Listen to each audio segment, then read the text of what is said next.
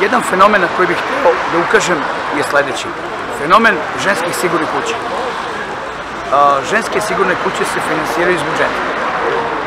Zašto je zadnjih godina jako velika propaganda forsiranja tog nasilja u porodici, prijavi nasilje, pobegni u sigurnu kuću itd. Ja imam informaciju da su ženske sigurne kuće dobijale značajna sredstva u visini reda veličine oko 200 evra mesečno za svaku ženu i za svako dete koju prime u sigurnu kuću. Jedna od perjanica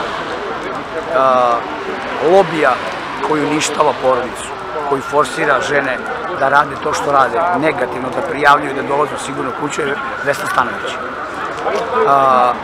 Vesna Stanojević je sama, ne razmišljajući, što se ona kaže, da će se na taj način odati, sama priznala da od svih žena koje izađu iz sigurne kuće, samo se 12% ne vrati, 10 do 12% ne vrati svojim muževima, ostale se vrati.